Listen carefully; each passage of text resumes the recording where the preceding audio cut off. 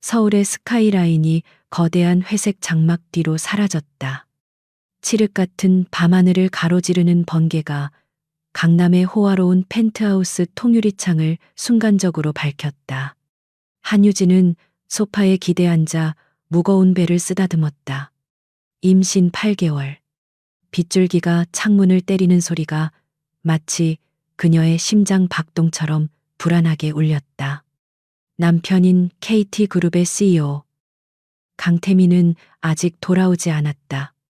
그는 오늘 늦을 것이라고, 중요한 저녁 식사가 있다고 말했다.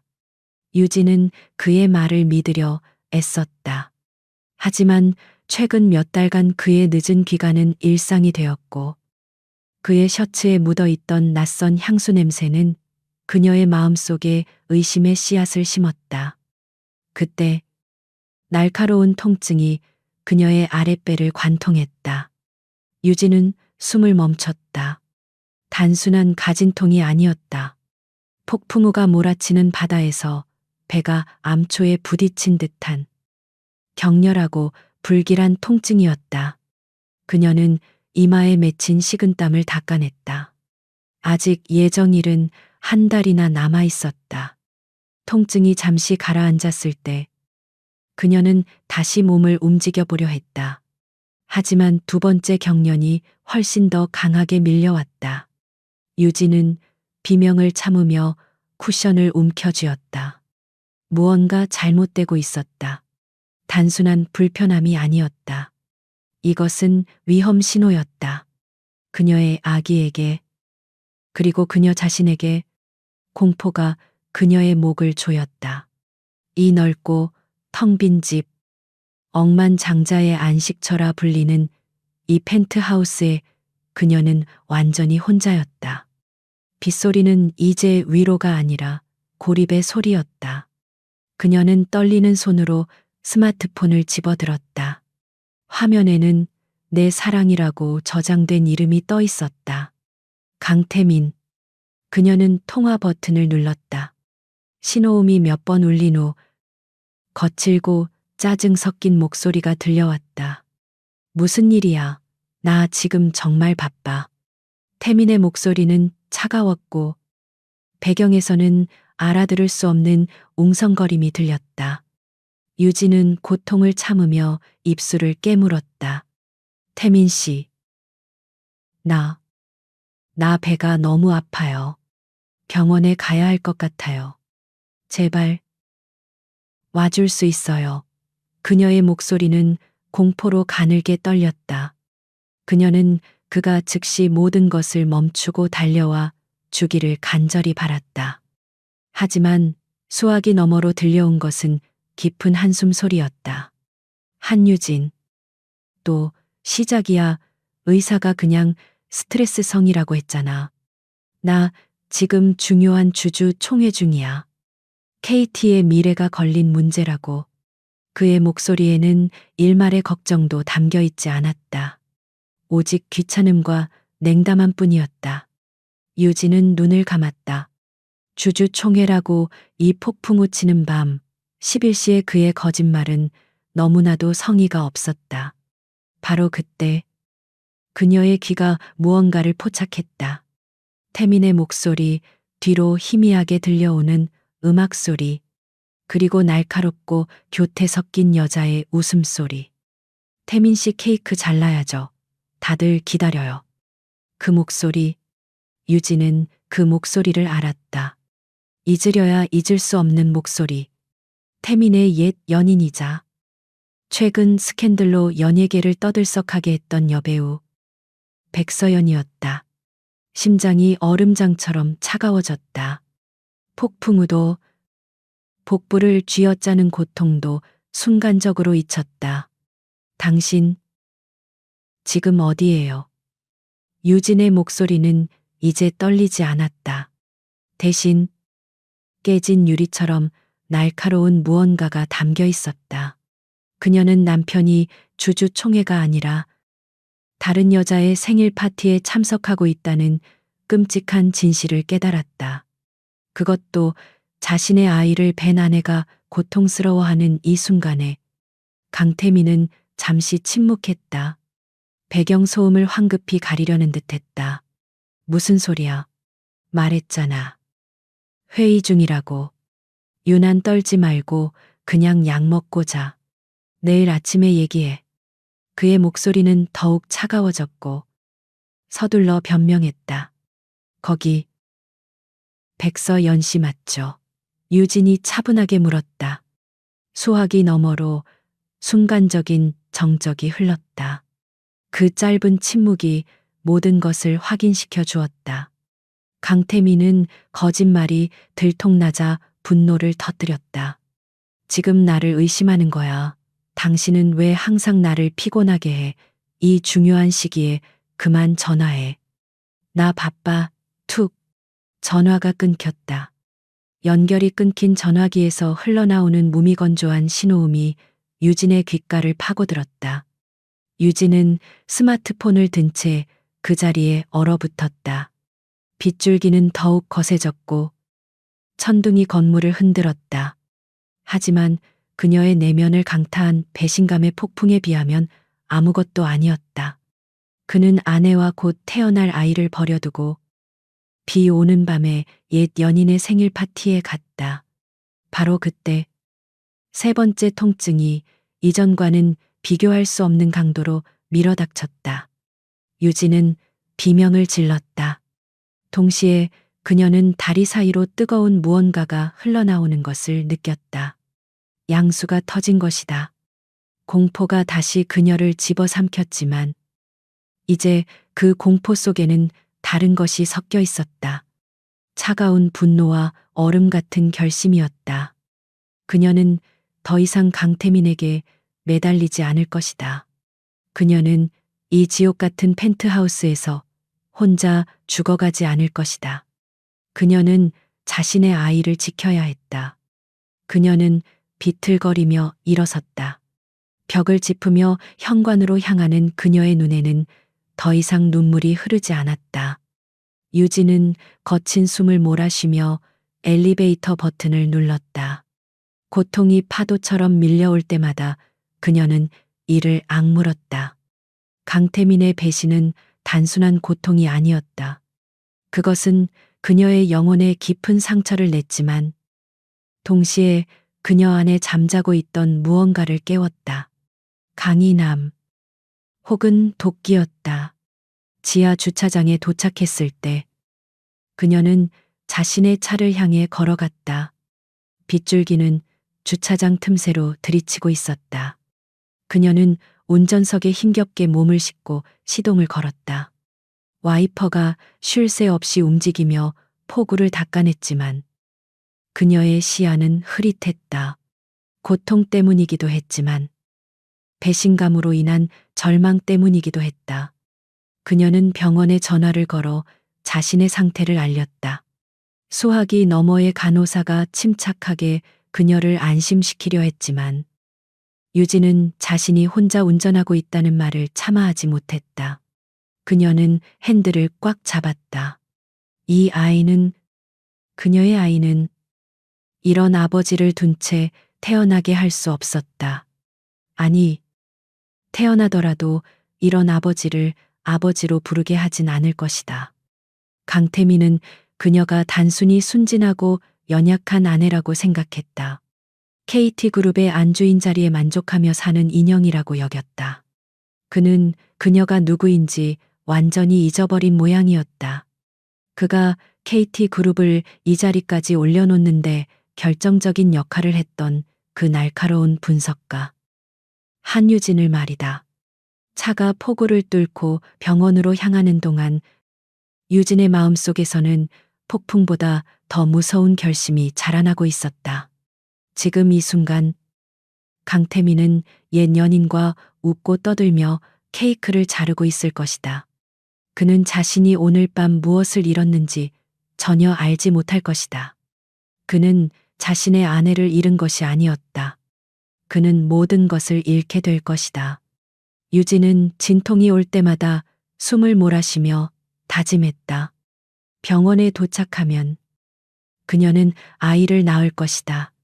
그리고 회복하는 대로 그녀는 강태민이라는 남자를 자신의 인생에서, 그리고 그가 그토록 소중히 여기는 KT그룹에서 완전히 도려낼 것이다.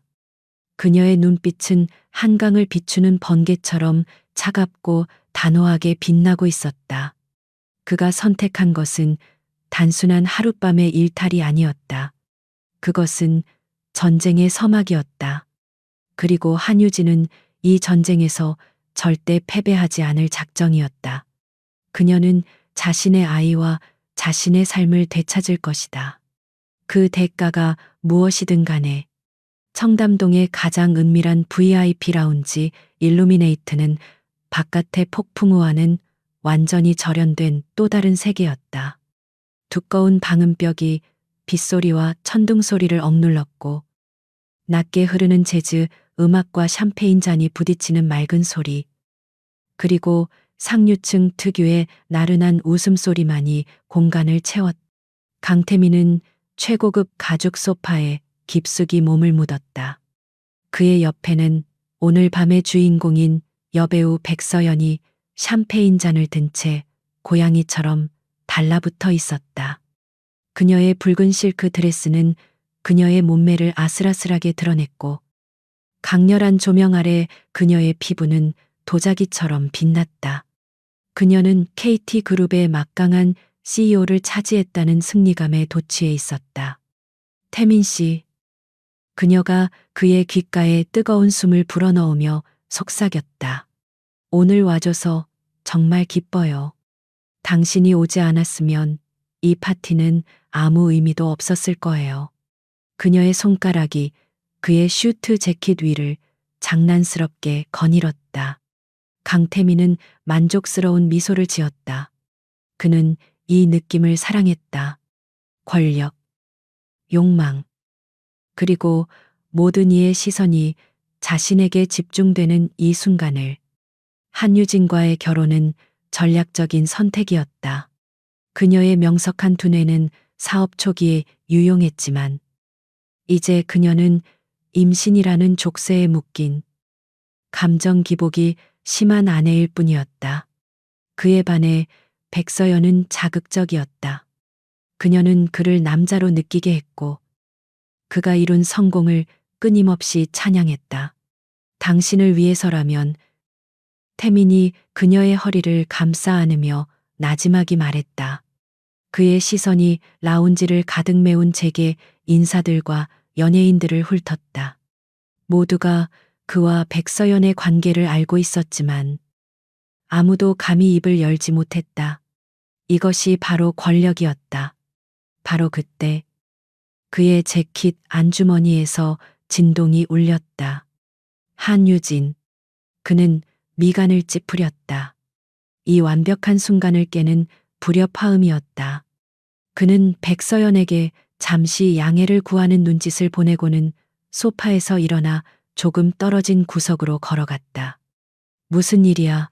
나 지금 정말 바빠. 그는 일부러 목소리를 낮추고 짜증을 실었다. 수화기 너머로 유진의 가늘게 떨리는 목소리가 들려왔다. 배가 아프다고. 병원에 가야 할 것 같다고 했다. 태민은 깊은 한숨을 내쉬었다. 한유진. 또 시작이야. 의사가 그냥 스트레스성이라고 했잖아. 그는 창밖을 내다봤다. 빗줄기가 통유리를 사납게 때리고 있었다. 나 지금 중요한 주주 총회 중이야. KT의 미래가 걸린 문제라고. 그는 습관처럼 거짓말을 내뱉었다. 이런 상황에 대비해 늘 준비된 변명이었다.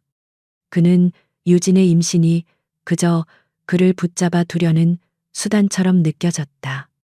그녀의 고통 호소는 관심을 끌기 위한 연극처럼 들렸다. 그는 자신이 얼마나 열심히 일하는지, 이 그룹을 지키기 위해 얼마나 많은 것을 희생하고 있는지 그녀가 전혀 알아주지 않는다고 생각했다. 그 순간 백서연이 그에게 다가왔다. 그녀는 그의 팔에 매달리며 가장 달콤한 목소리로 외쳤다. 태민 씨 케이크 잘라야죠. 다들 기다려요. 완벽한 타이밍이었다. 유진이 수화기 너머에서 무언가 날카롭게 묻는 소리가 들렸지만 태미는 그것을 무시했다. 지금 나를 의심하는 거야. 당신은 왜 항상 나를 피곤하게 해? 그는 분노를 터뜨렸다. 감히 누가, 그것도 자신의 아내가 이 강태민을 신문하려 든단 말인가. 이 중요한 시기에 그만 전화해. 나 바빠. 그는 통화 종료 버튼을 눌러버렸다. 다시 울리는 전화를 그는 받지 않았다. 대신 그는 휴대폰을 무음으로 설정하고 재킷 주머니 깊숙이 밀어 넣었다. 유진의 존재를, 그리고 곧 태어날 아이의 존재마저 그의 의식 밖으로 밀어내버렸다. 그는 다시 파티의 중심으로 돌아갔다. 백서연이 그의 손을 잡고 거대한 5단 케이크 앞으로 이끌었다. 모든 카메라 플래시가 두 사람을 향해 터졌다. 태미는 백서연의 허리를 감싸 안고 환하게 웃었다. 그는 자신의 선택을 합리화했다. 한유진은 괜찮을 것이다. 그녀는 세상에서 가장 안전한 펜트하우스에 있고 필요하다면 운전기사나 가사도우미를 부를 수 있다.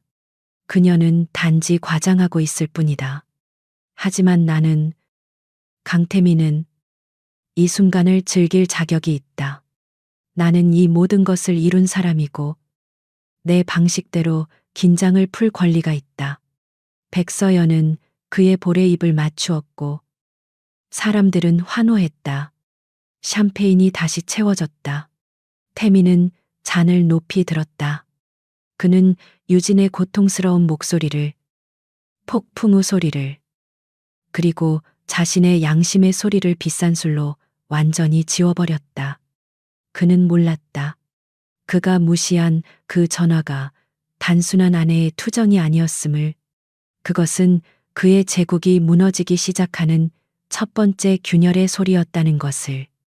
그는 자신이 얼마나 오만했는지, 그리고 자신이 무시한 그 여자가 어떤 존재인지 전혀 깨닫지 못하고 있었다. 파티는 절정으로 치달았다. 음악 소리는 더욱 커졌고 강태민은 백서연과 함께 춤을 추기 시작했다. 그는 자신을 향한 부러움과 욕망의 시선에 흠뻑 취해 있었다. 그는 자신이 모든 것을 통제하고 있다고, 모든 것을 가졌다고 굳게 믿었다. 그 시각, 그의 아내는 홀로 사투를 벌이고 있었다. 그가 버린 그 여자는 그가 만든 제국의 기반을 송두리째 흔들 준비를 하고 있었다. 강태민은 자신의 오만함 속에서 웃고 있었지만 그 웃음은 그리 오래가지 못할 운명이었다. 그는 인생 최악의 실수를 저지른 것이다. 그는 자신의 휴대폰을 확인하지 않았다. 빗발치듯 쏟아지던 유진의 전화가 어느 순간 완전히 끊겼다는 사실을 그는 알아채지 못했다. 그 침묵이 무엇을 의미하는지 그는 상상조차 하지 못했다. 그는 그저 또 다른 샴페인 잔을 비울 뿐이었다. 한유진은 벤틀리 핸들을 부서져라 움켜잡았다. 시야가 흐릿해졌다. 진통 때문인지 아니면 방금 깨달아버린 잔인한 진실 때문인지 알 수 없었다. 와이퍼가 맹렬하게 빗줄기를 닦아냈지만 강남대로의 불빛은 그녀의 눈물 속에서 거대한 빛의 얼룩으로 번져나갔다. 복부를 꿰뚫는 또 한 번의 경련이 그녀를 강타했다. 그녀는 신음을 터뜨리며 가속 페달을 밟았다. 그녀의 아이가 위험했다. 이 아이는 그녀가 가진 전부였다. 강태민이 그녀에게서 모든 것을 앗아간 후에도 유일하게 남을 존재였다. 그녀는 아이를 지켜야 했다. 그녀는 강태민의 냉담한 목소리를 떠올렸다. 회의 중이야. 그의 목소리 뒤로 들려오던 백서연의 교태 섞인 웃음소리가 빗소리를 뚫고 그녀의 귓가에 메아리쳤다. 분노가 심장을 차갑게 식혔지만 동시에 아드레날린을 뿜어내게 했다. 그녀는 이 고통을 이겨내야 했다. 그녀는 병원 응급실 입구에 차를 아무렇게나 세웠다. 비틀거리며 차에서 내린 그녀의 다리가 후들거렸다. 쏟아지는 비가 순식간에 그녀의 얇은 실내복을 흠뻑 적셨다. 그녀는 병원 자동문을 향해 몇 걸음 옮기다 결국 무너져 내렸다. 도와주세요. 그녀의 목소리는 빗소리에 묻혀 거의 들리지 않았다. 아기가, 제발. 다행히 당직 간호사가 그녀를 발견하고 비명을 질렀다. 산모예요. 8개월 출혈, 의료진이 긴급하게 뛰쳐나왔다. 유진은 휠체어에 실려 응급실에 밝은 조명 속으로 빨려 들어갔다. 모든 것이 혼란스러웠다. 의사들의 다급한 외침, 기계들의 날카로운 경고음, 혈압이 위험 수위입니다. 170에 110한 의사가 외쳤다. 자간전증, 임신 중독증, 쇼크 직전이야. 유진은 희미해지는 의식 속에서 그 말을 들었다. 자간전증. 극심한 스트레스가 원인이 될 수 있다고 들었던가. 그녀는 헛웃음이 나왔다. 극심한 스트레스. 남편이 아내가 죽어가는 순간에도 옛 연인의 생일 파티에서 웃고 있다는 것보다 더 극심한 스트레스가 있을까? 보호자분은 어디 계시죠? 당장 연락해야 합니다. 간호사가 유진의 젖은 머리카락을 쓸어 넘기며 다급하게 물었다. 유진은 눈을 뜨려 했었다. 없어요. 그녀가 속삭였다. 아무도 없어요. 간호사의 얼굴에 스친 동정심을 그녀는 보았다. 그 동정심이 그녀의 마지막 남은 자존심을 찔렀다. 그녀는 대한민국 최고 재벌인 KT그룹의 안주인이었지만 지금 이 순간 그녀는 세상에서 가장 고독한 여자였다. 그녀는 분만실이 아닌 중환자실로 옮겨졌다. 차가운 링거액이 그녀의 혈관으로 흘러들어왔다. 의사들이 태아의 심박수를 확인하기 위해 모니터를 연결했다. 쿵, 쿵, 쿵. 약하지만 꾸준한 심장 소리가 방 안에 울려 퍼졌다. 유진은 그 소리에 매달렸다. 산모님, 들리세요? 담당 의사가 그녀의 뺨을 가볍게 두드렸다. 정신 차리셔야 합니다. 지금 매우 위급한 상황입니다. 아이와 산모님 모두 위험합니다. 혈압을 낮추는 게 급선무입니다. 유진은 고개를 끄덕였다. 그녀는 죽을 수 없었다. 이 아이를 이렇게 잃을 수는 없었다. 그녀는 숨을 깊게 들이마시려 노력했다. 강태민의 얼굴이 떠올랐다. 그를 향한 증오가 그녀의 생명줄을 붙잡는 힘이 되었다. 시간이 얼마나 흘렀을까? 약물 덕분에 통증은 조금 가라앉았지만 혈압은 여전히 아슬아슬했다. 유진은 텅 빈 병실 천장을 바라보았다. 창밖은 여전히 어두웠고 빗줄기는 그칠 줄 몰랐다. 그녀의 휴대폰은 응급실에서 가방과 함께 분실된 듯했다. 어쩌면 다행이었다. 그녀는 강태민이 혹시라도 뒤늦게 정신을 차리고 전화를 걸었을까 생각하지 않았다. 그는 그러지 않을 것이다. 그는 지금쯤 백서연과 함께 밤을 보내고 있을 터였다. 그는 내일 아침 술이 덜 깬 얼굴로 펜트하우스에 돌아와 뻔한 거짓말을 늘어놓을 것이다. 그때까지 그녀는 강태민을 사랑했었다고 믿었다. 그의 야망, 그의 카리스마, 그리고 가끔 보여주는 서툰 다정함까지도. 그녀는 자신의 명석한 두뇌를 숨기고 기꺼이 그의 그림자가 되었다. 그가 원했으니까. 그가 빛날 수만 있다면 그녀는 어둠 속에 머무를 수 있었다. 하지만 오늘 밤 그 모든 것이 산산조각 났다. 그녀의 헌신은 무시당했고 그녀의 사랑은 배신당했다. 그리고 그녀의 아이는 하마터면 아버지가 될 남자의 이기심 때문에 죽을 뻔했다. 그녀는 더 이상 예전의 한유진이 아니었다. 그녀는 눈을 감았다. 그리고 지난 몇 년간의 결혼 생활을 머릿속에서 재생했다. 그녀가 KT그룹의 비밀스러운 인수합병을 어떻게 설계했는지, 강태민의 실수를 어떻게 뒤에서 수습했는지, 그는 그녀의 공로를 자신의 것으로 포장했고, 그녀는 그것을 묵인했다. 그녀는 자신의 능력을 봉인했다. 현명한 아내, 순종적인 며느리라는 가면 뒤에 자신의 날카로운 발톱을 숨겼다. 강태민은 그녀가 그저 운 좋게 재벌과 결혼한 평범한 여자라고 진심으로 믿게 된 것 같았다. 그는 자신이 길들인 사자라고 생각했지만 사실은 스스로 잠든 호랑이였다. 그녀는 차가운 결심을 내렸다.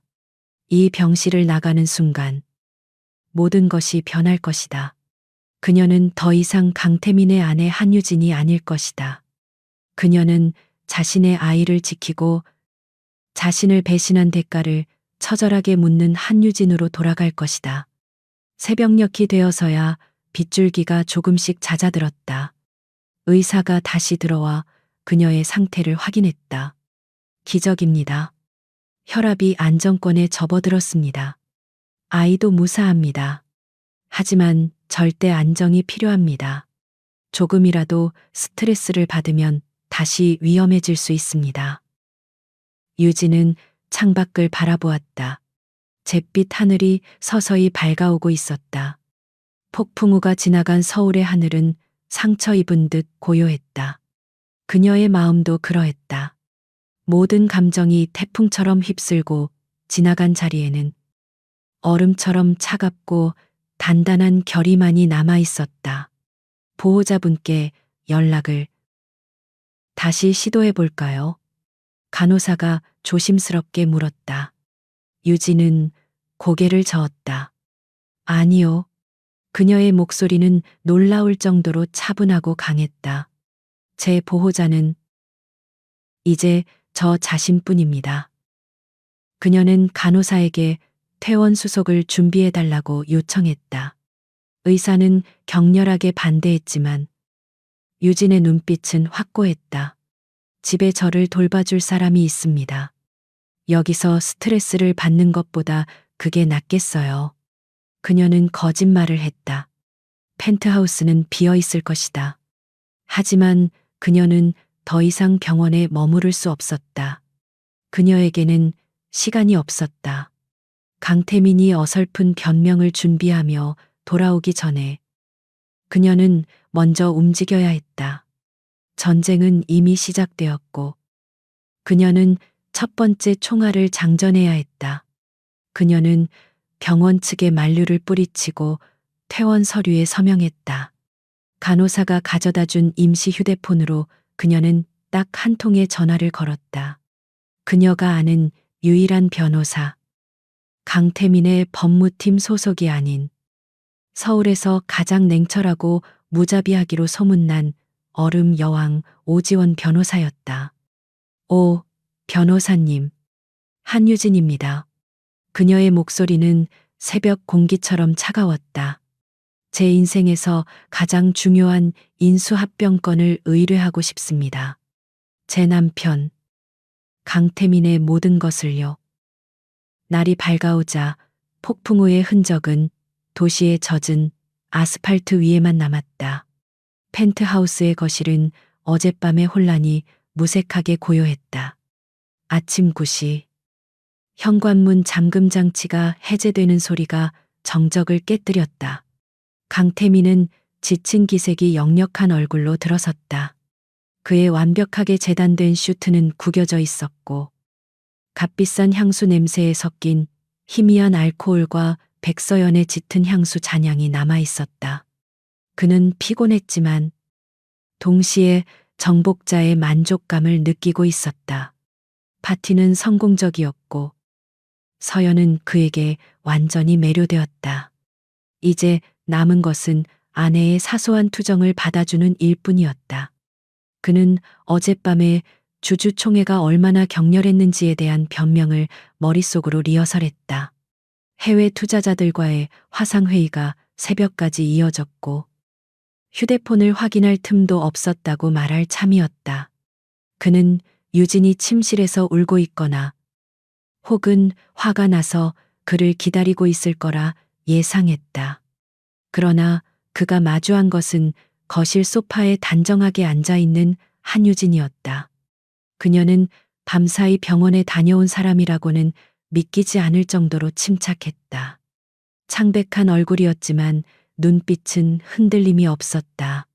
그녀는 그가 가장 싫어하는, 그래서 결혼 후에 입지 말라고 했던 단정한 회색 원피스를 입고 있었다. 강태민은 순간 당황했다. 그가 예상했던 시나리오가 아니었다. 그녀는 울고 있지도 소리 지르지도 않았다. 그녀는 그저 그가 존재하지 않는 것처럼 창밖의 도시를 바라보고 있었다. 이 고요함이 그의 신경을 거슬렀다. 유진. 그가 먼저 입을 열었다. 어젯밤은 정말 미안해. 회의가 너무 길어졌어. 해외 지사 쪽에서 큰 문제가 터져서. 유진은 천천히 고개를 돌렸다. 그녀의 시선이 그의 얼굴에 닿았다. 그 시선에는 원망이나 슬픔이 아닌 마치 낯선 사람을 분석하는 듯한 차가운 무관심이 담겨 있었다. 그녀는 그의 말을 자르지 않았지만 그의 변명에 일말의 관심도 없어 보였다. 병원에 다녀왔어요. 유진이 입을 열었다. 그녀의 목소리는 물처럼 맑았지만 얼음장처럼 차가웠다. 강태민은 준비했던 연기를 시작했다. 뭐라고 병원, 왜 무슨 일 있었어? 왜 전화를 안 했어? 내가 얼마나 전화했어요. 유진이 그의 말을 가로막았다. 이번에는 망설임이 없었다. 어젯밤 10일시경이었죠. 당신은 중요한 주주총회 중이라 바쁘다고 했어요.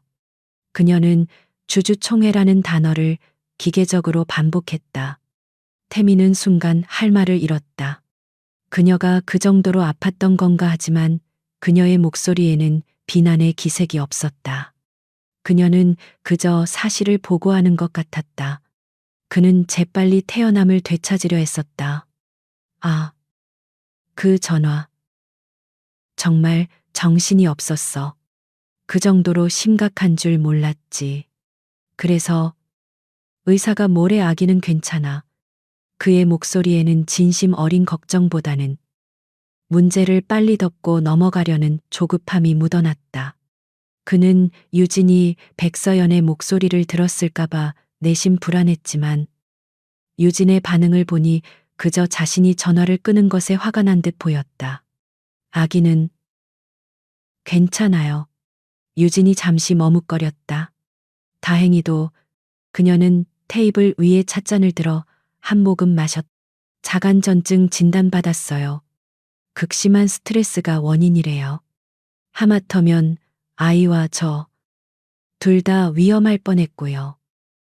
강태민은 그제야 사태의 심각성을 어렴풋이 깨달았다. 하지만 그의 첫 번째 반응은 죄책감이 아니라 안도감이었다. 다행이다. 큰일은 없었군. 그리고 곧바로 귀찮음이 밀려왔다. 임신한 아내를 돌보지 않았다는 비난을 감수해야 할 것이다. 유진. 정말 미안해.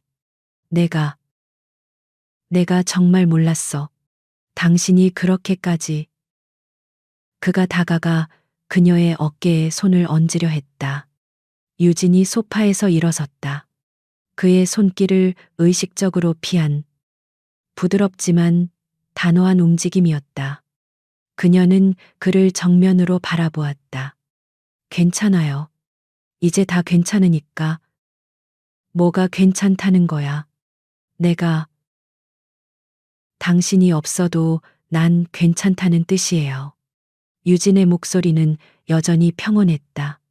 어젯밤 깨달았어요. 난 혼자서도 충분히 강하다는 걸. 그리고 내 아이를 지킬 수 있다는 걸. 강태민은 그녀의 말뜻을 제대로 이해하지 못했다. 그는 그녀의 차가운 태도를 그저 임산부의 히스테리 혹은 자신에 대한 소극적인 반항 정도로 치부했다. 그는 그녀가 자신 없이는 아무것도 아니라고 굳게 믿고 있었다. KT그룹의 안주인이라는 자리는 자신이 베푼 시혜였다. 피곤해서 그런가 보군. 그가 넥타이를 풀며 말했다.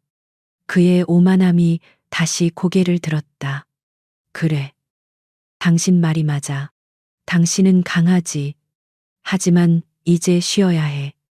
스트레스 받지 말고. 그는 마치 어린아이를 타이르듯 말했다. 내가 저녁에 일찍 들어올게. 맛있는 거 먹으러 가자. 응. 그는 그녀가 이 정도의 보상이면 금방 풀릴 것이라 생각했다.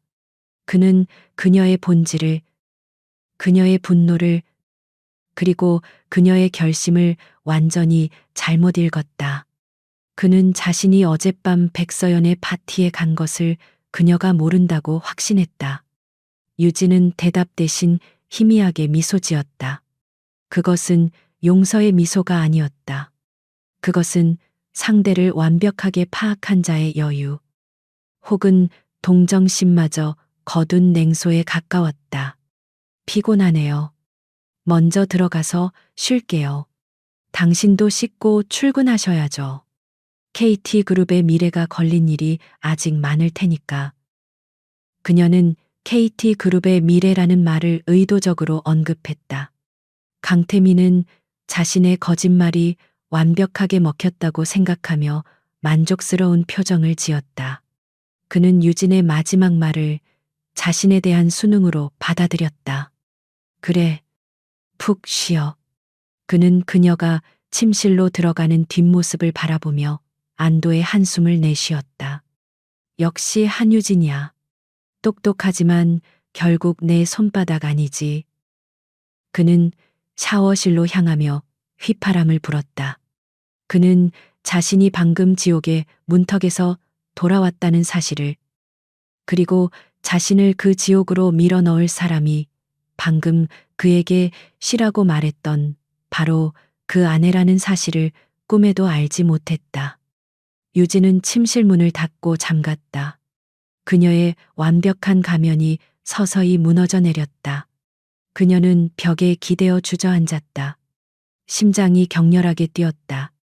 그의 위선적인 얼굴, 거짓말, 그리고 그녀를 향한 오만한 동정심을 마주하는 것은 고통 그 자체였다.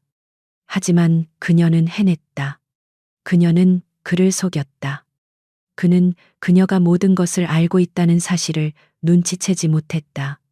그는 그녀가 여전히 순진하고 의존적인 아내라고 믿고 있다. 이제 그녀에게는 시간이 필요했다. 오지원 변호사와의 약속 시간까지. 그녀는 이 완벽한 가면을 유지해야 했다.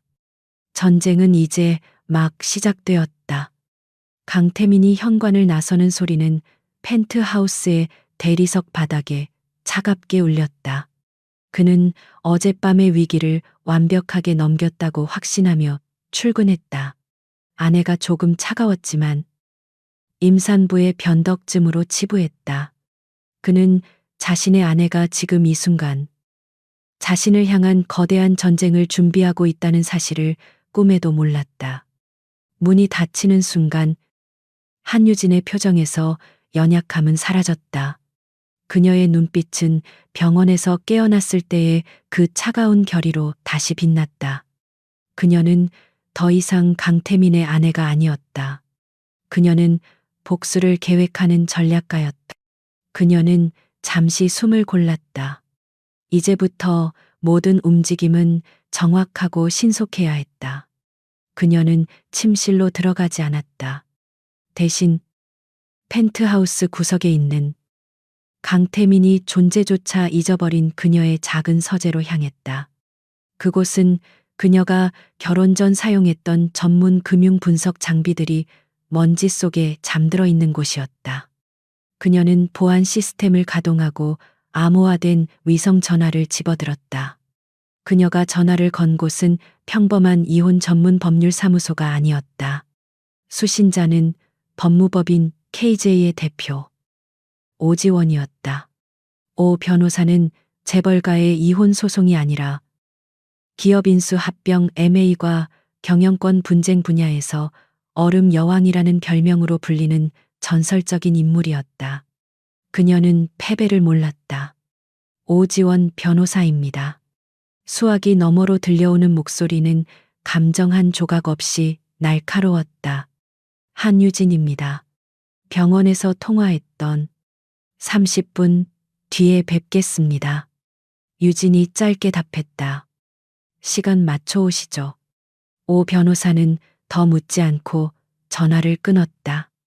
유진은 어제 병원에서 입었던 회색 원피스 그대로였다.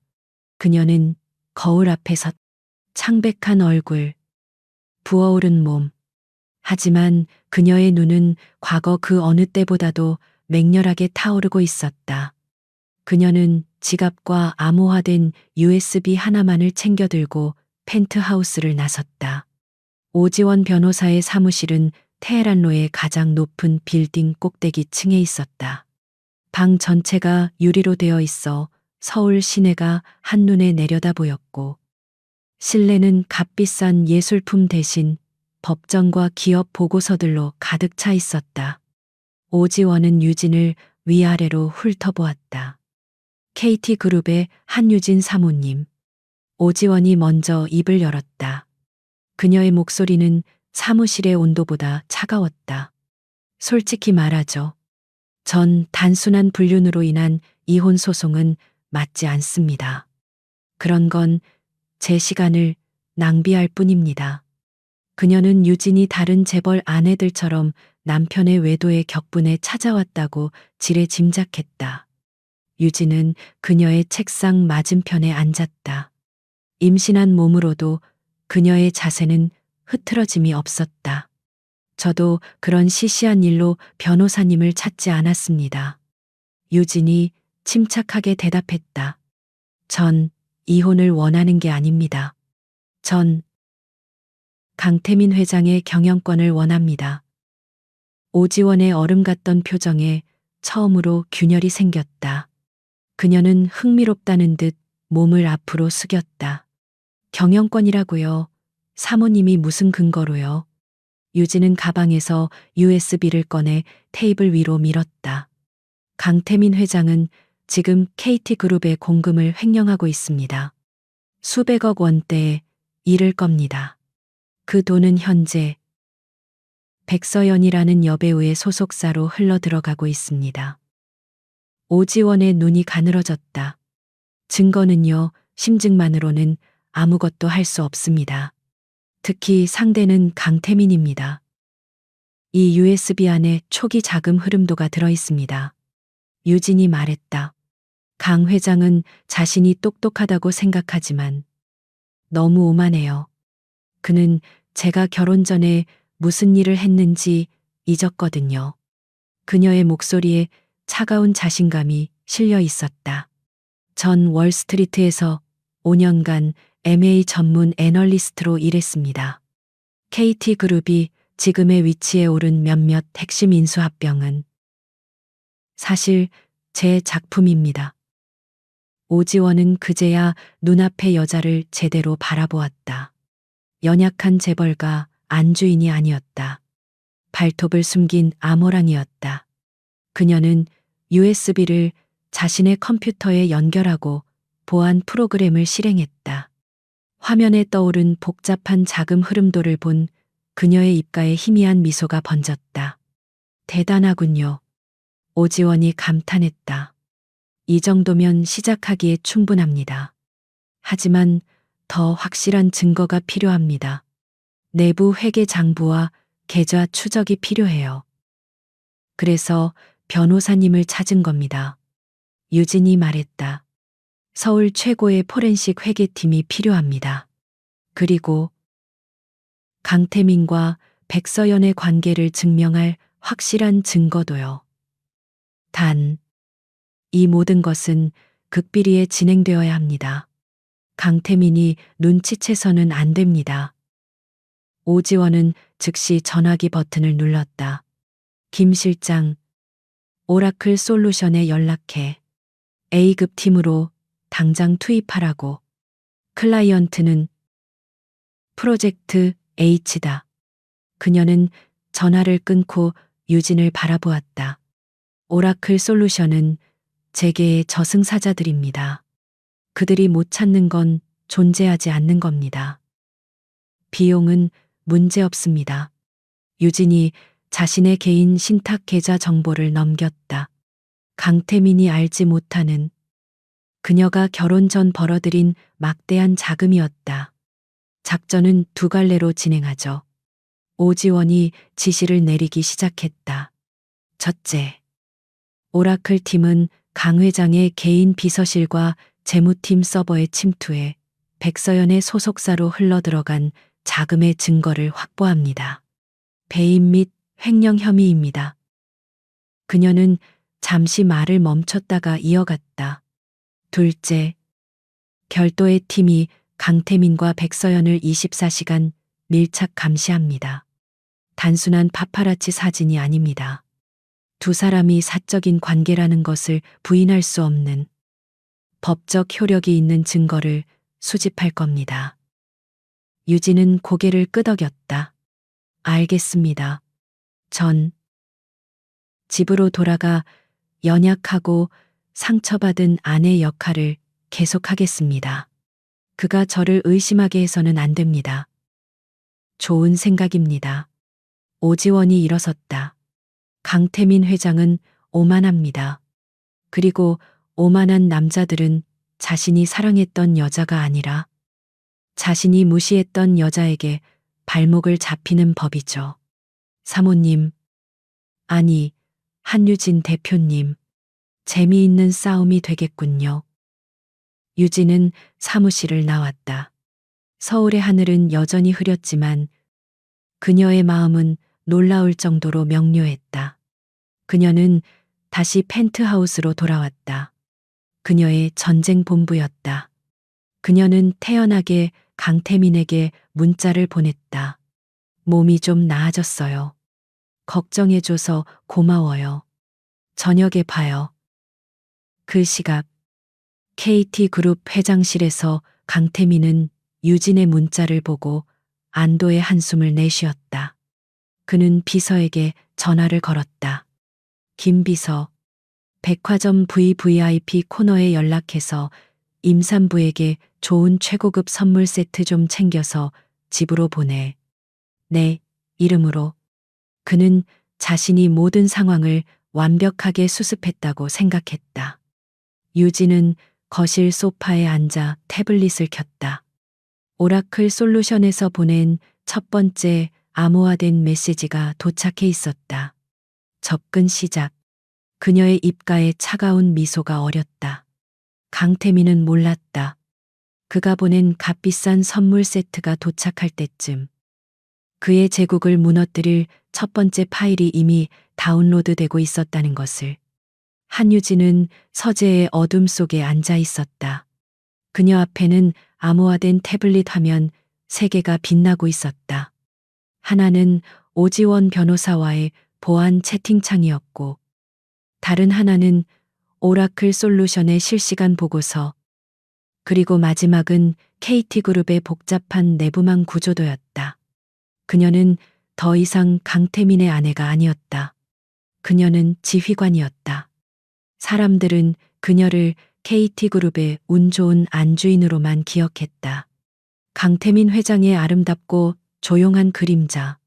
하지만 그들은 월스트리트의 유령이라 불리던 한유진을 알지 못했다.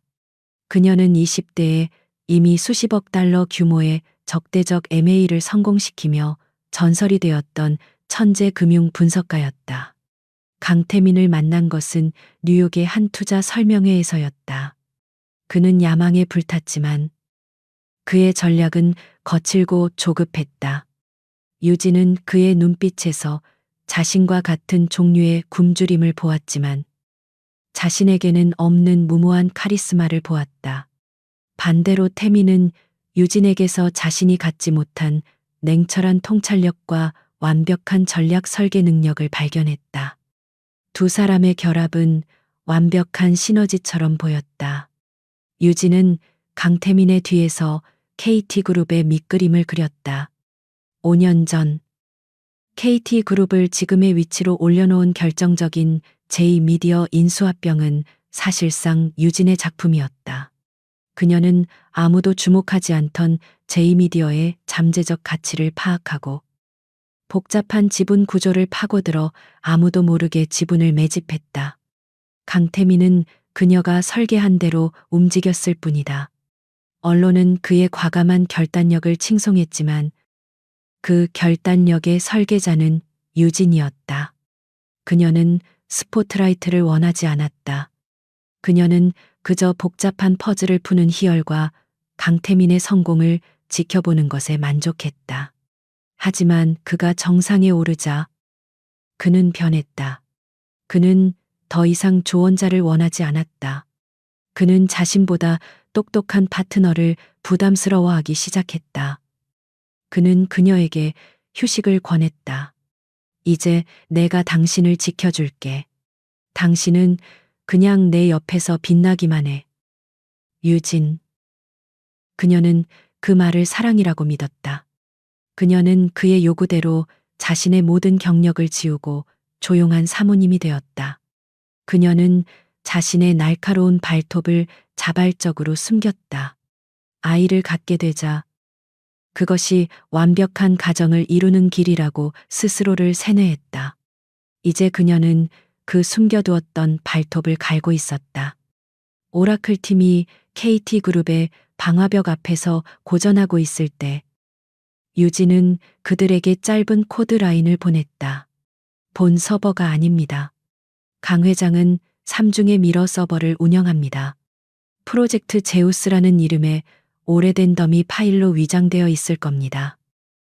그것은 7년 전 그녀가 직접 설계한 비자금, 은리경, 백도어 뒷문이었다.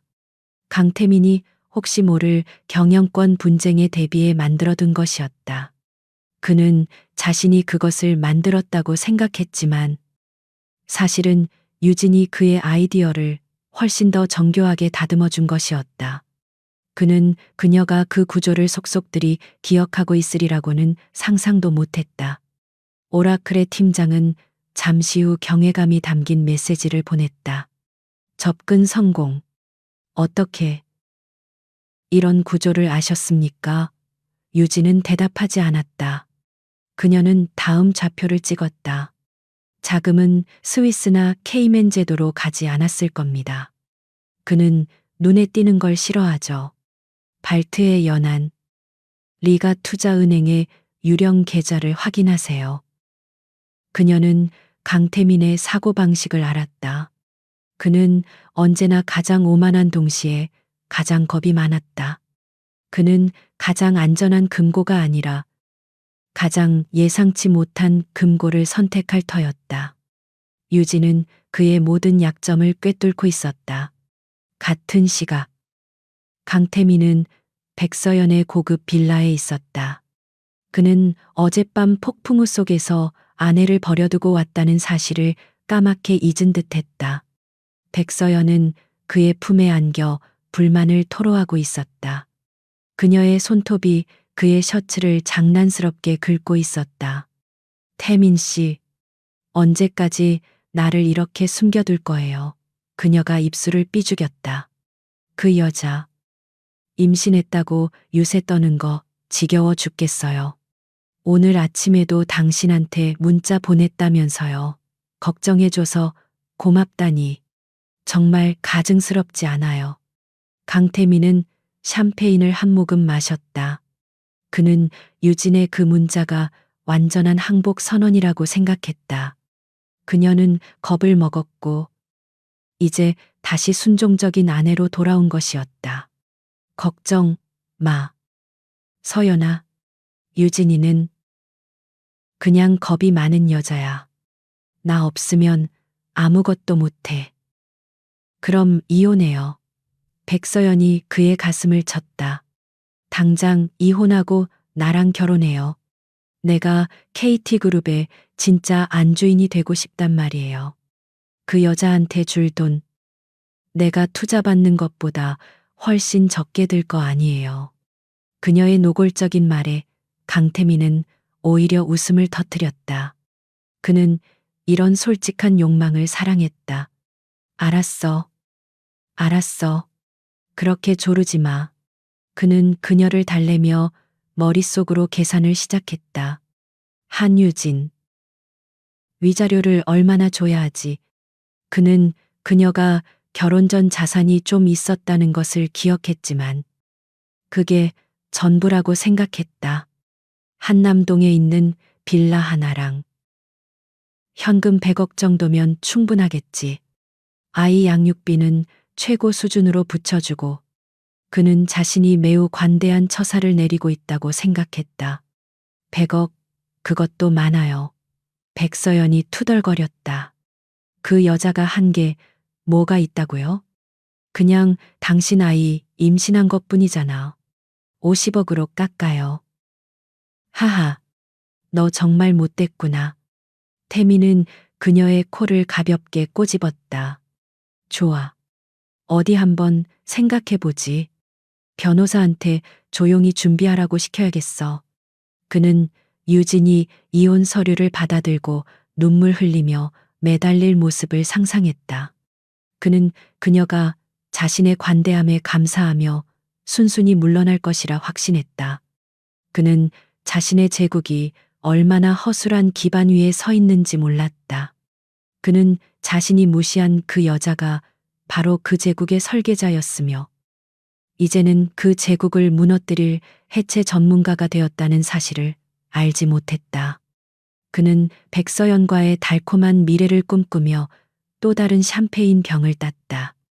그 순간 유진의 서재에 있는 태블릿에 알림이 떴다. 리가 투자은행. 계좌 발견. 자금 흐름 확인.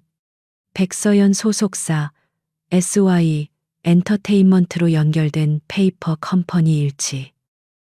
유진은 마른 입술을 핥았다. 첫 번째 증거 확보였다. 하지만 이건 시작에 불과했다. 그녀는 강태민이 자신에게 100억 정도의 가치를 매기고 있다는 것을 알지 못했지만 설령 알았다고 해도 코웃음 쳤을 것이다. 그녀가 노리는 것은 그의 시혜가 아니었다. 그녀가 원하는 것은 KT그룹 전체였다. 그녀는 오라클 팀의 다음 명령을 하달했다. SY 엔터테인먼트의 내부 회계 자료가 필요합니다. 강태민이 투자한 자금이 어떻게 사용되었는지 구체적인 내역을 확보하세요. 단순 투자가 아니라 불법적인 자금 세탁이나 횡령에 사용되었다는 증거를 잡아야 합니다. 그녀는 적의 심장부를 향해 다음 칼날을 겨누었다. 시간은 유진의 편에서 흐르고 있었다. 강태민의 펜트하우스는 겉으로 보기에 다시 평화를 되찾은 듯했다. 강태민은 자신의 관대함에 스스로 감동하며 유진에게 값비싼 선물 공세를 폈다. 최고급 유모차, 신생아를 위한 디자이너 의류, 심지어 그녀의 기분 전환을 위한 보석 세트까지. 그는 이 모든 것이 아내의 마음을 돌리고 어젯밤의 사소한 실수를 먹이얻기 위한 대가라고 생각했다. 한유진은 그 모든 것을 연약한 미소와 함께 받았다. 그녀는 고마워요. 태민 씨. 하지만 무리하지 않아도 돼요. 라며 상처받았지만 용서하려 노력하는 아내의 역할을 완벽하게 연기했다. 그녀의 연기에 강태민은 완전히 속아 넘어갔다. 그는 유진이 자신의 통제하에 있다고 확신했다. 그녀는 여전히 그에게 의존적이며 그의 아이를 가졌고 그가 베푸는 부와 지위 없이는 살 수 없는 여자였다. 이 확신은 그를 더욱 오만하고 부주의하게 만들었다. 그는 백서연과의 만남을 숨기려는 노력조차 게을리하기 시작했다. 하지만 펜트하우스의 가장 깊숙한 서재에서는 밤마다 조용한 전쟁이 계속되고 있었다. 유진은 오라클 솔루션의 보고를 실시간으로 받으며 작전을 지휘했다. 그들은 강태민과 백서연의 관계에 대한 증거를 수집하는 데는 성공했다. 호텔 입구, 개인 별장, 심지어는 KT그룹 소유의 해외 리조트에서 찍힌 사진까지. 하지만 이것만으로는 부족했다. 이혼 소송에서는 이길 수 있겠지만 유진의 목표는 그것이 아니었다.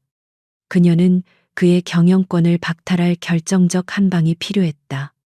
문제는 SY 엔터테인먼트의 회계 장부였다. 오라클 티미리가 투자은행에서 흘러나온 자금의 흔적을 쫓았지만 그 돈은 SY 엔터테인먼트의 공식 장부에 정상적인 투자금으로 기록된 후 감쪽같이 사라져버렸다. 대표님, 오라클의 팀장이 보안 채널을 통해 보고했다. 자금이 증발했습니다. SY 엔터는 밑 빠진 독처럼 적자투성이인데 강 회장의 돈이 들어간 이후에도 재무제표상으로는 나아진 게 없습니다. 돈이 어디론가 새어나간 겁니다. 하지만 내부 장부는 깨끗합니다. 너무 깨끗해서 오히려 수상합니다. 유진은 굳은 표정으로 모니터를 응시했다. 강태민의 방식이었다. 그는 증거를 숨기지 않는다. 그는 증거를 합법적인 것으로 위장한다. 그녀는 과거 제2미디어를 인수할 때 그가 경쟁사의 비자금을 어떻게 처리했는지 기억해냈다. 공식 장부를 보지 마세요. 유진이 타자를 쳤다. 강태민은 돈을 숨기지 않아요. 비용으로 처리하죠. SY 엔터가 최근 6개월간 집행한 가장 큰 규모의 비용 항목을 찾아보세요. 특히 콘텐츠 개발비나 무형 자산 매입 같은 추상적인 항목으로요. 그녀는 강태민이 백서연에게 회사를 차려준 이유를 생각했다. 단순히 사랑 때문만은 아니었다. 그에게는 KT그룹의 자금을 합법적으로 세탁할 창구가 필요했던 것이다. 엔터테인먼트 산업은 그런 면에서 완벽했다. 제작비나 저작 권료는 그 가치를 매기기 모호했기 때문이다. 그리고 SY 엔터의 재무 담당 이사를 뒷조사하세요. 아마 강 회장이 직접 심어둔 사람일 겁니다. 그 사람의 개인 계좌와 페이퍼 컴퍼니를 추적하세요. 유진의 지시는 정확하고 냉철했다. 며칠 후 오라클 팀으로부터 긴급 보고가 들어왔다. 찾았습니다. 알파 콘텐츠라는 유령 회사입니다. SY 엔터는 이 회사로부터 존재하지도 않는 AI 기반 시나리오 자동 생성 프로그램의 10년 독점 사용권을 구매했습니다. 그 비용이 500억 원입니다. 유진의 심장이 차갑게 내려앉았다. 500억. 그녀가 예상했던 것보다 훨씬 큰 규모였다. 알파 콘텐츠의 소유주는 백서연의 오빠, 백서진입니다. 그리고 그 돈은 입금된 당일 50개의 다른 계좌로 쪼개져 홍콩과 마카오의 카지노 VIP 계좌로 흘러들어갔습니다. 완벽한 자금 세탁입니다. 이것은 단순한 배임이 아니었다. 명백한 횡령이자 조직적인 범죄였다. 강태민은 이사회의 승인 없이 심지어 존재하지도 않는 자산을 매입하는 방식으로 KT그룹의 공금을 빼돌려 자신의 내연녀와 그 가족에게 넘긴 것이다. 이것이 바로 유진이 찾던 죽음의 증거였다. 바로 그날 저녁, 강태민은 백서연의 빌라에서 축배를 들고 있었다. 그는 최근 유진이 완전히 고분고분해진 것에 만족하며 이제 이혼을 준비할 때가 되었다고 생각했다. 그는 자신의 변호사에게 최대한 적은 금액으로 유진을 정리할 방법을 알아보라고 지시한 참이었다. 태민 씨, 정말 우리 오빠 회사에 그렇게 큰 돈을 줘도 괜찮아요. 백서연이 그의 가슴에 기대어 물었다. 그녀는 돈의 출처 따위에는 관심이 없었다. 그저 이 남자의 권력이 얼마나 막강한지 확인하고 싶었을 뿐이다. 강태민은 술에 취해 오만하게 웃었다. 걱정 마. 500억 KT한테는 푼돈이야. 이 사회 늙은이들은 내가 무슨 미래형 AI 콘텐츠에 투자하는 줄 알걸. 그들은 서류에 적힌 글자만 믿으니까. 그 서류를 내가 직접 만들었는데 그는 자신이 얼마나 영리한지 과시했다. 하지만 그 돈, 사실은 내 드라마 제작비로 쓰는 거잖아요. 백서연이 속삭였다. 당연하지. 자기야. 강태민이 그녀에게 키스했다. 당신을 할리우드 스타로 만들어주겠다던 약속. 잊었어. 이 돈은 당신을 위한 거야. 아무도 모를 거야. 절대. 그는 몰랐다.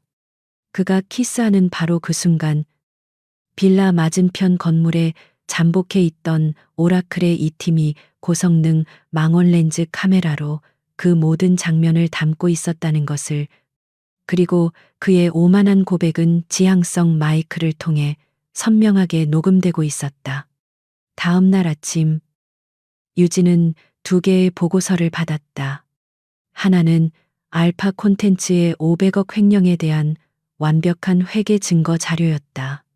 다른 하나는 강태민과 백서연의 부적절한 관계를 증명하는 사진과 그의 횡령 사실을 스스로 자백하는 녹취록이었다. 이유와 방법이 완벽하게 맞아떨어졌다. 유진은 모든 파일을 하나의 암호화된 폴더로 묶었다. 그녀의 손은 떨리지 않았다. 그녀의 눈에는 눈물 대신 차가운 불꽃이 타오르고 있었다. 그녀는 강태민에게 이 모든 것을 던지고 그의 무너지는 표정을 보고 싶다는 유치한 충동을 억눌렀다. 아니, 복수는 그렇게 시시하게 하는 것이 아니었다. 복수는 가장 차갑게, 그리고 가장 완벽하게 집행되어야 했다. 그녀는 이 파일을 오지원 변호사에게 전송했다. 그리고 짧은 메시지를 덧붙였다. 덫이 완성되었습니다. 이제 사냥감을 부를 시간을 정하죠. 그녀는 서재의 모든 시스템을 종료하고 흔적을 지웠다. 그리고 거실로 나갔다. 강태민이 보낸 아기 신발이 테이블 위에 놓여 있었다. 그녀는 그 작은 신발을 집어들었다. 그녀의 아이는 이런 아버지를 갖지 않을 것이다. 그녀는 모든 것을 제자리에 돌려놓을 것이다. 그녀는 강태민에게 가장 완벽한 저녁 식사를 제안할 생각이었다. 펜트하우스의 공기는 폭풍 전야처럼 무겁고 고요했다. 한유진은 거대한 통유리창 앞에 서서 노을이 서울의 스카이라인을 붉게 물들이는 것을 바라보았다. 그녀의 손은 무거운 배 위에 놓여 있었지만 그녀의 마음은 이미 이 높은 성체에서 멀리 벗어나 있었다. 그녀는 오늘 아침 강태민에게 전화를 걸었다. 그녀의 목소리는 의도적으로 연약하게 조율되었다. 태민 씨, 오늘 저녁 우리 둘이서만 식사할 수 있을까요? 중요한 할 말이 있어요. 그녀는 할 말이라는 단어에 적절한 망설임을 실었다. 예상대로 강태민은 덫에 걸려들었다.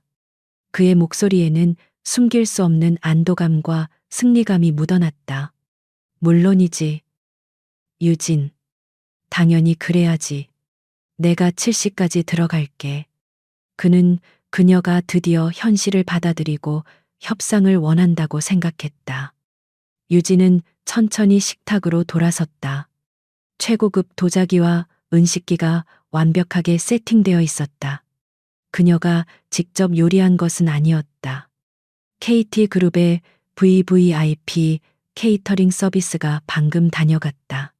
모든 것이 강태민이 가장 좋아하는 것들로만 채워져 있었다. 이것은 화해의 저녁 식사가 아니었다. 이것은 마지막 만찬이었다. 그녀는 식탁 끝에 놓인 얇은 서류 봉투를 바라보았다. 오지원 변호사가 오늘 오전에 퀵으로 보낸 것이었다. 봉투 안에는 그녀가 서명한 이혼 합의서가 들어 있었다. 조건은 단 하나였다.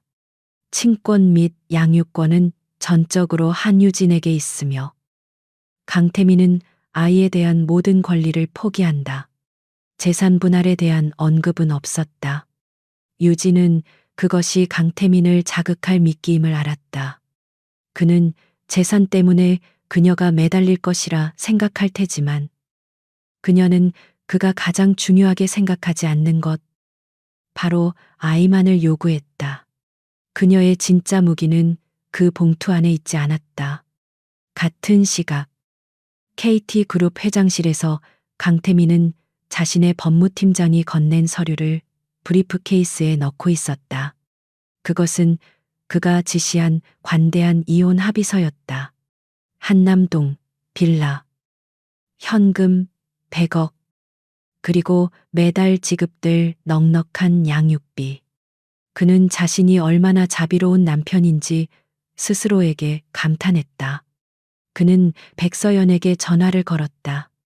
자기야, 오늘 밤 모든 게 끝날 거야. 한유진이 드디어 백기를 들었어. 그는 의기양양하게 말했다. 저녁 식사 아마 울면서 나를 붙잡거나 아니면 위자료를 더 달라고 애원하겠지. 어느 쪽이든 내가 이겼어. 백서연은 수화기 너머에서 교태 섞인 웃음을 터뜨렸다. 잘했어. 태민 씨. 그 여자. 임신한 배를 방패 삼아 얼마나 버틸 수 있겠어. 빨리 끝내고 나한테 와. 강태민은 넥타이를 고쳐매며 거울 속 자신을 바라보았다. 완벽한 승리자. 그는 아내를 임신 중에 버려두고 외도를 했지만 결국 모든 것을 통제하는 것은 자신이라고 믿었다. 그는 한유진이라는 여자를 완전히 잊고 있었다. 그녀가 어떤 사람이었는지, 그리고 자신이 그녀에게 무슨 짓을 했는지. 저녁 7시 정각. 그가 펜트하우스에 도착했다. 현관에서 그를 맞이한 유진의 모습에 그는 순간 말문이 막혔다. 그녀는 펑퍼짐한 임부복 대신 그녀의 몸매를 우아하게 드러내는 짙은 네이비 실크 드레스를 입고 있었다.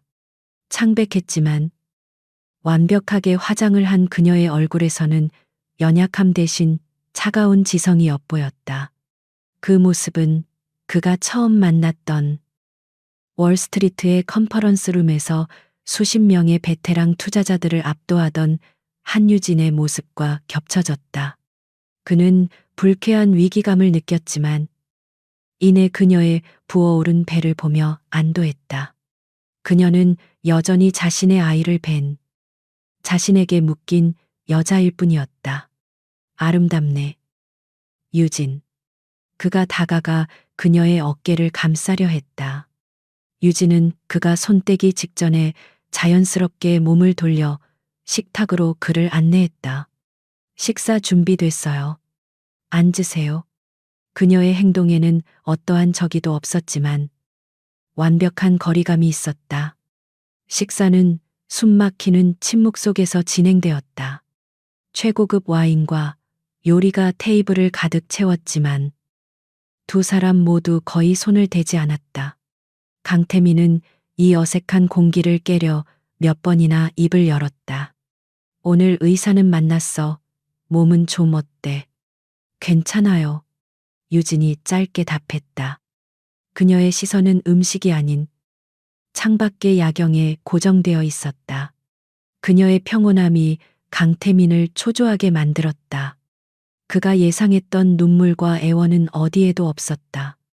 아기용품. 보낸 거 받았지. 마음에 들어. 그가 다시 물었다. 네. 고마워요. 신경 써줘서. 그녀의 목소리에는 감사가 아닌 단순한 사실 확인만이 담겨 있었다. 마침내 디저트 접시가 치워졌다. 강태민은 더 이상 이 연극을 견딜 수 없었다. 그는 그녀가 먼저 본론을 꺼내기를 기다렸지만 유진은 그저 차를 마실 뿐이었다. 그가 먼저 칼을 뽑아들기로 했다. 유진. 그가 헛기침을 하며 입을 열었다. 오늘 할 말이 있다고 했지. 사실 나도 마찬가지야. 유진은 천천히 찻잔을 내려놓고 그를 정면으로 바라보았다. 그러세요. 그럼 먼저 말씀하세요. 그녀의 눈은 깊고 고요해서 강태민은 자신의 속내를 들킨 것 같은 기분이 들었다. 그는 애써 그 느낌을 떨쳐냈다. 이건 내 무대야. 그는 자신의 브리프 케이스로 손을 뻗었다. 그리고 준비해온 두툼한 서류 봉투를 꺼내 테이블 위로 미끄러뜨렸다. 봉투가 유진의 찻잔 앞에서 멈췄다. 이게 뭐죠? 유진이 봉투를 바라보며 물었다. 강태민은 가장 자비로운 표정을 지어 보이며 말했다. 나는 우리가 여기까지 온 게 유감이야. 정말이야. 당신도 많이 힘들었겠지. 그는 마치 대본을 읽는 것처럼 말했다. 당신과 아이를 위해 내가 할 수 있는 최선을 생각했어. 그는 봉투를 턱으로 가리켰다. 이혼 합의서야. 그의 목소리에는 오만한 동정심이 가득했다. 당신이 상상하는 것 이상으로 넉넉하게 준비했어. 한남동 빌라. 그리고 현금 100억. 아이 양육비는 별도야. 그는 유진이 봉투를 열어보고 그 액수에 놀라거나 혹은 그제야 무너지며 매달릴 것이라 예상했다. 그는 그녀의 반응을 즐길 준비가 되어 있었다. 그냥 여기에 서명만 해. 그가 말을 이었다. 그러면 모든 게 조용히 끝날 거야. 당신과 아이는 평생 부족함 없이 살 수 있어. 나도 내 삶을 살 수 있고. 유진은 그가 내민 봉투를 바라보았다. 그리고는 천천히 고개를 들었다. 그녀의 입가에 떠오른 것은 눈물이 아니었다. 그것은 이해할 수 없는 아주 옅은 미소였다. 마치 철부지 아이의 유치한 장난을 보는 듯한 표정이었다. 그 미소에 강태민의 심장이 불길하게 내려앉았다. 강태민은 그녀의 그 알 수 없는 미소의 등골이 서늘해지는 것을 느꼈다. 그가 예상했던 반응이 아니었다.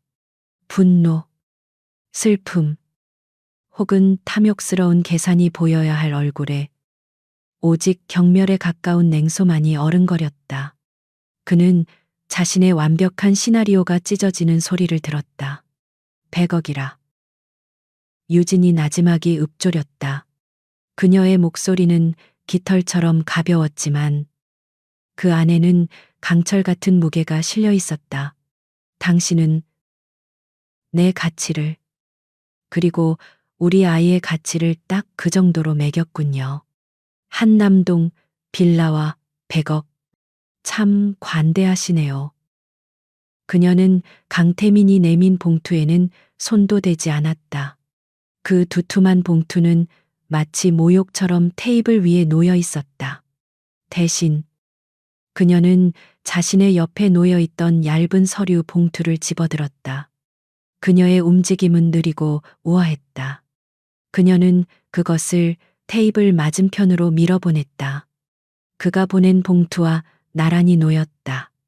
이건 내 대답이에요. 강태민은 미간을 찌푸렸다. 그는 경멸을 감추지 않고 유진의 봉투를 열었다. 안에는 단 한 장의 서류가 들어있었다. 이혼 합의서. 하지만 그를 놀라게 한 것은 내용이 아니었다. 서류 하단에 이미 적혀 있는 한유진의 단정하고 힘 있는 서명이었다.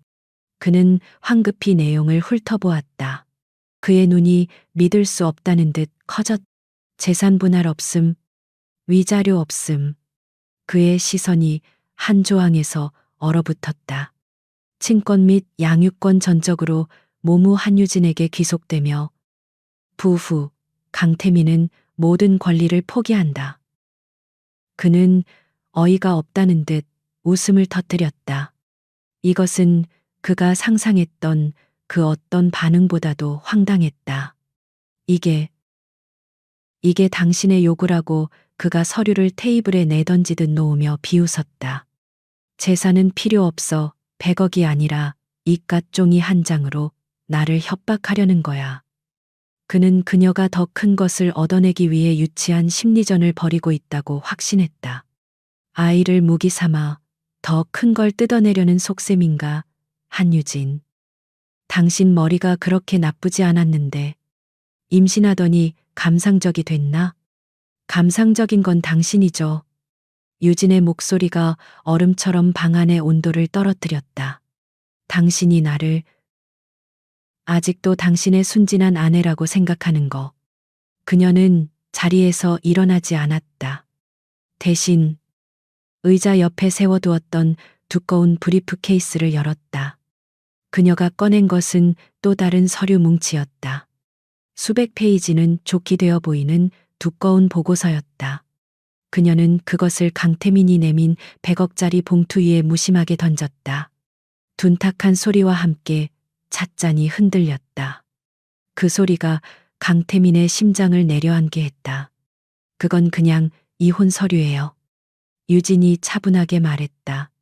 그녀는 새로 꺼낸 보고서를 손가락으로 가리켰다. 그리고 이건 당신이 그 서류에 서명해야 할 이유죠. 강태민의 얼굴에서 웃음기가 완전히 사라졌다. 맹렬한 불길함이 그의 목을 조였다. 그는 떨리는 손으로 보고서 표지를 넘겼다. 첫 페이지 상단에 인쇄된 제목이 그의 눈을 강타했다. KT그룹 비자금 조성 및 업무상 횡령 내역 보고 알파 콘텐츠건. 그의 눈이 믿을 수 없다는 듯 활자 위를 미친 듯이 날짜, 금액, 계좌번호, 리가 투자은행에서 시작되어 여러 개의 유령 회사를 거쳐 알파 콘텐츠로 흘러들어간 500억 원의 흐름. 백서연의 오빠 백서진의 이름이 적힌 주주 명부. 존재하지도 않는 AI 시나리오 생성 프로그램의 허위 계약서 사본까지. 이게 뭐야? 네가 감히 강태민이 보고서를 집어 던지려 했지만 손이 마비된 듯 말을 듣지 않았다. 이것은 조잡한 협박 자료가 아니었다. 완벽하게 검토된 범죄 기소장이었다. 그는 고개를 들어 유진을 바라보았다. 그녀는 여전히 그를 관찰하고 있었다. 마치 실험실의 쥐를 보듯이. 어떻게? 그의 목소리가 갈라져 나왔다. 어떻게 네가 이런 걸? 당신은 내가 잊었다고 생각했겠죠. 유진이 차갑게 말했다. 제2미디어를 인수할 때 썼던 자금 세탁 루트. 당신이 프로젝트 제우스라고 이름 붙였던 그 비자금 서버. 그거 사실 내가 설계한 거였어요. 태민 씨, 당신은 내 아이디어를 훔쳐가서 당신 것인 양 썼지만 난 원본을 가지고 있었거든. 충격 쇼크. 거대한 망치가 그의 뒤통수를 내리쳤다. 그제야 모든 조각이 맞춰졌다. 지난 몇 년간 자신의 성공을 뒷받침했던 그 예리한 통찰력, 자신이 감탄했던 그 완벽한 전략, 그것은 자신의 것이 아니었다. 그것은 모두 이 여자의 머리에서 나온 것이었다. 그는 자신이 집안에 가둬두고 무시했던 임신한 아내의 것이었다는 것을 깨달았다. 그는 그녀가 단순한 장식품이 아니었음을, 자신이 호랑이의 발톱을 뽑은 것이 아니라 잠든 호랑이 곁에서 오만한 춤을 추고 있었다는 것을 깨달았다. 그는 자신이 상대하고 있는 것이 누구인지 이제야 알았다. 월스트리트의 유령, 그리고 그 서류만 있는 게 아니에요. 유진은 마치 확인 사살을 하듯 자신의 휴대폰을 들었다. 그녀는 재생 버튼을 눌렀다. 익숙한 목소리가 펜트하우스의 정적을 깨고 울려 퍼졌다. 500억 KT한테는 푼돈이야. 이사회 늙은이들은 서류에 적힌 글자만 믿으니까. 그 서류를 내가 직접 만들었는데 백서연의 빌라에서 그가 의기양양하게 떠벌리던 자신의 목소리였다. 강태민의 얼굴이 잿빛으로 변했다. 그는 숨을 쉴 수 없었다. 당신, 날 함정에 빠뜨린 거야. 그가 절규하듯 외쳤다. 함정 유진이 처음으로 비웃음을 터뜨렸다. 그녀는 무거운 몸을 이끌고 자리에서 일어섰다. 그리고 그에게 다가가 굴욕감에 떨고 있는 그를 내려다보았다. 내가 당신을 백서연의 생일 파티에 가라고 등 떠밀었나요? 내가 당신에게 내 전화를 끊으라고 시켰나요? 그녀의 목소리는 낮았지만 그 어떤 비명보다도 날카롭게 그의 고막을 파고들었다. 아니면 내가 당신에게 회사 돈을 횡령해서 내 연녀에게 갖다 바치라고 칼을 들이밀었나요? 그 모든 건 당신이 선택한 거야. 강태민. 그녀는 식탁을 짚었다. 당신이 자초한 거야. 당신의 그 역겨운 오만함이 당신을 무너뜨린 거라고. 제발. 유진. 이러지 마. 아기를 생각해서. 그가 처음으로 애원하기 시작했다. 그의 눈에 공포가 어렸다. 아기요. 그녀의 목소리에 처음으로 얼음 같은 분노가 실렸다. 당신이 내 아이를 죽일 뻔했던 그 밤에 당신은 백서연과 케이크를 자르고 있었어요. 감히 아기라는 말을 입에 담지 마. 그녀의 눈빛은 그를 경멸하고 있었다. 유진은 더 이상 그와 대화할 가치를 느끼지 못했다. 그녀는 다시 자신의 자리로 돌아가 그녀가 서명한 이혼 서류를 집어들었다. 그리고 강태민의 100억짜리 봉투 위에 올려놓았다. 선택해요. 그녀가 말했다. 내일 아침 9시까지 이 서류에 도장을 찍어서 내 변호사에게 보내세요. 만약 안 한다면 그가 마지막 남은 자존심을 쥐어짜 물었다. 유진은 이미 현관으로 향하고 있었다. 그녀는 작은 여행 가방 하나를 들고 있었다. 그녀는 뒤돌아보며 그에게 마지막 미소를 지었다. 차갑고도 잔인한 미소였다. 이 보고서 원본이요. 이미 KT그룹 감사위원회 박 회장님. 그리고 서울중앙지검 특수부 부장검사님께 발송 예약되어 있어요. 그녀는 현관문을 열었다. 바깥에 찬 공기가 들어왔다. 내일 아침 9시 1분에 전송될 거예요. 당신이 내 서류에 도장을 찍지 않으면 난 그 전송을 취소하지 않을 거고요. 그럼 당신은 횡령 및 배임 혐의로 긴급 체포되겠죠. 유진 잠깐. 유진 그가 비명을 지르며 그녀를 붙잡으려 했지만 다리에 힘이 풀려 주저앉았다. 아, 그리고 당신의 100억 원짜리 제안은 거절할게요. 그녀가 마지막 말을 남겼다.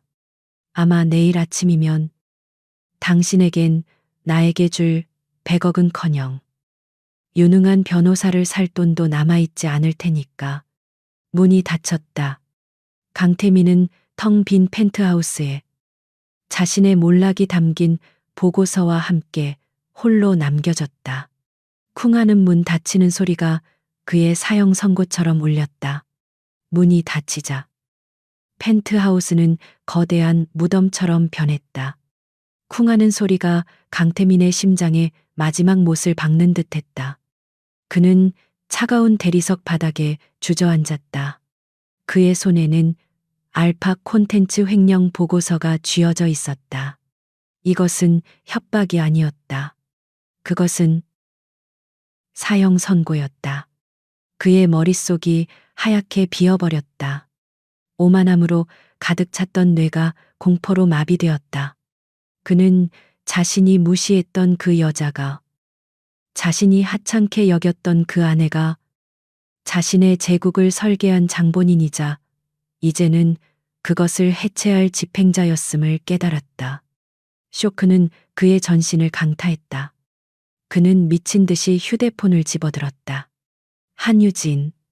통화 버튼을 눌렀다. 고객님의 요청으로 착신이 정지되어 있습니다.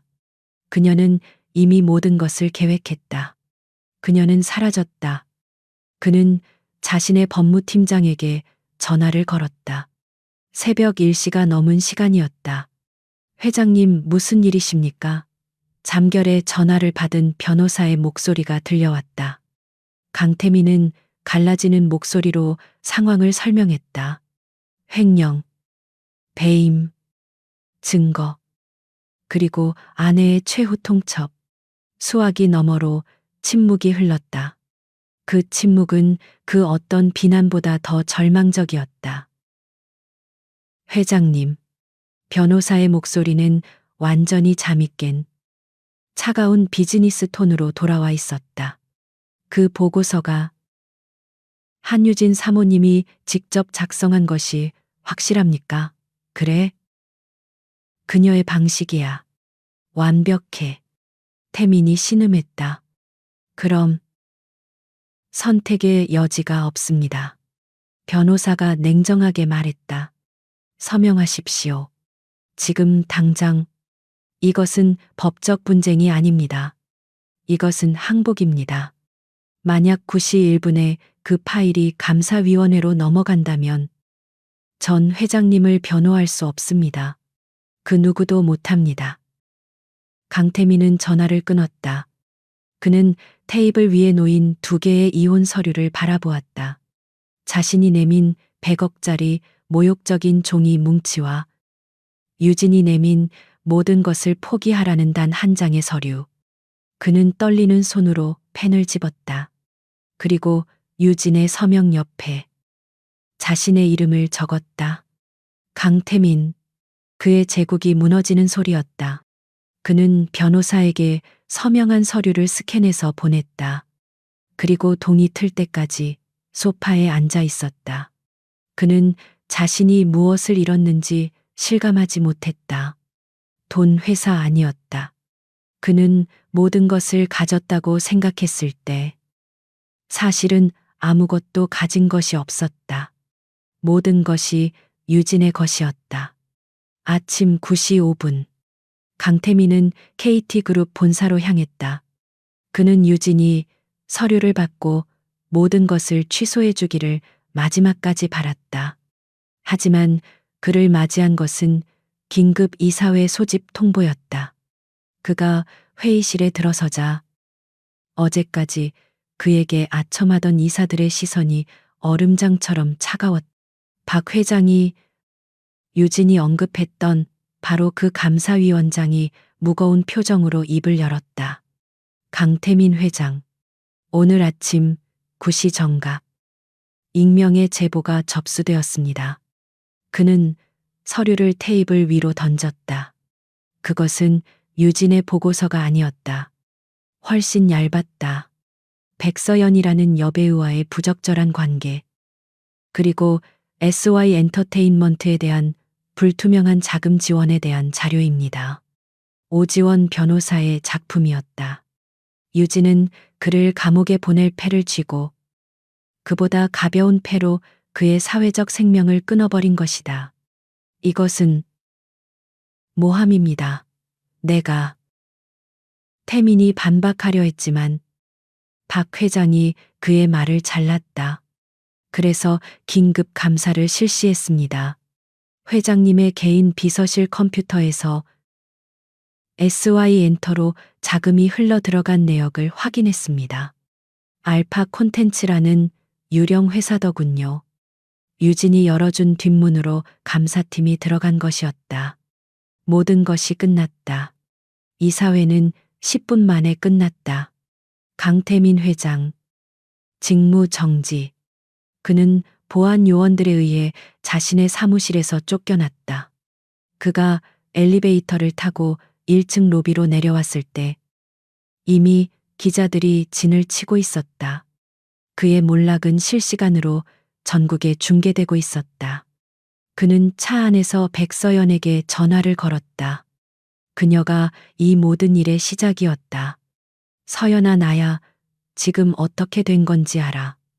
당장 그 500억, 아니, 그 돈. 누구세요? 수화기 너머의 목소리는 차가웠다. 강태민 씨야. 전 KT그룹 회장님이신 줄 알았는데 직무 정지되신 분이었군요. 그녀가 비웃었다. 무슨 돈이요? 우리 오빠 회사가 받은 건 합법적인 투자금인데요. 그리고 난 지금 파리에 있어서 바쁘네요. 툭. 전화가 끊겼다. 그녀는 이미 모든 것을 알고 도망친 것이었다. 강태민은 홀로 남겨졌다. 몇 주가 흘렀다. 그의 계좌는 모두 동결되었다. 그는 변호사 비용조차 감당할 수 없었다. 그가 그토록 경멸했던 아버지가 물려준 작은 오피스텔로 쫓겨났다. 그는 매일 밤술에 취해 유진에게 음성 메시지를 남겼다. 물론 이미 해지된 번호였다. 유진. 내가 잘못했어. 제발 돌아와. 그날 밤 내가 미쳤었나 봐. 비가 오는데 널 혼자 두는 게 아니었는데 내가 왜 그랬을까? 제발. 아기는 괜찮은 거야. 유진. 그의 후회는 진심이었지만 너무 늦었다. 그의 후회는 그녀가 겪은 고통에 비하면 너무나도 가벼웠다. 그는 그녀를 사랑해서 후회하는 것이 아니었다.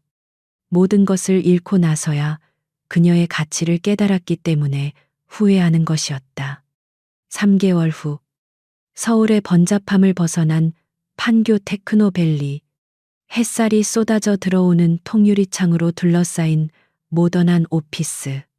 문 앞에는 J 글로벌 인베스트먼트라는 세련된 명패가 붙어 있었다. 한유진은 창가에 서서 역동적으로 움직이는 도시를 내려다보고 있었다. 그녀는 우아한 비즈니스 슈트를 입고 있었다. 임신으로 부었던 몸은 완전히 회복되었고 그녀의 얼굴은 차가웠던 분노 대신 평온하지만 누구도 범접할 수 없는 카리스마로 빛나고 있었다. 그녀의 사무실 한편에는 세상에서 가장 안락해 보이는 스마트 요람에서 갓 태어난 아기가 새근새근 잠들어 있었다. 그녀의 아들 서준이었다. 사무실 문이 열리고 오지원 변호사가 밝은 표정으로 들어섰다. 한 대표님, 축하드립니다. 오늘부로 모든 법적 절차가 마무리되었습니다. 유진은 아기를 바라보던 따뜻한 시선을 거두고 얼음 여왕의 파트너로 돌아왔다. 결과는요? 완벽합니다. 변호사가 서류를 내려놓았다. 강태민은 대표님이 원하신 대로 했습니다. 그는 그 알파 콘텐츠 원본 증거 자료를 회수하는 조건으로 KT그룹의 경영권을 완전히 포기했습니다. 그리고 그가 개인적으로 소유하고 있던 KT 지분 40%를 한서준 군의 신탁 기금으로 양도했습니다. 유진은 고개를 끄덕였다. 그녀는 강태민을 감옥에 보낼 수도 있었다. 하지만 그녀는 복수보다 정의를 택했다. 그녀의 아이가 범죄자의 아들이라는 꼬리표를 달게 할 수는 없었다.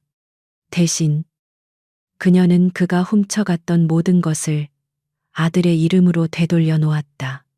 그럼 강태민은 경영권 금지 10년, 배임 혐의로 집행유예 3년을 받았습니다. 빈털터리가 되었죠.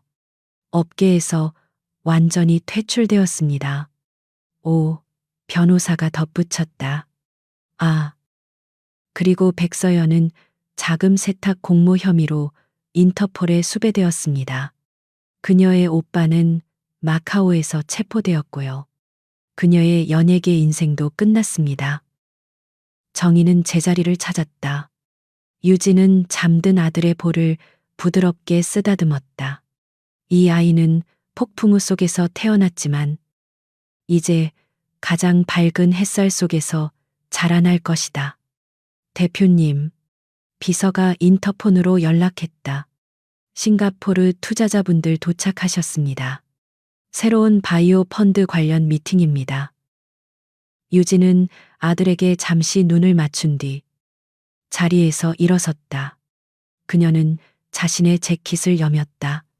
그녀는 더 이상 누군가의 아내나 그림자가 아니었다. 그녀는 어머니였고 천재적인 투자자였으며 자신의 운명을 개척한 한유진 그 자체였다. 그녀는 회의실로 향하며 창밖에 눈부신 하늘을 바라보았다. 그날 밤 그녀는 모든 것을 잃은 줄 알았다. 하지만 사실 그녀는 모든 것을 되찾기 위한 첫걸음을 내디딘 것이었다. 그녀의 인생에 더 이상의 후회는 없었다. 새로운 새벽이 밝아오고 있었다.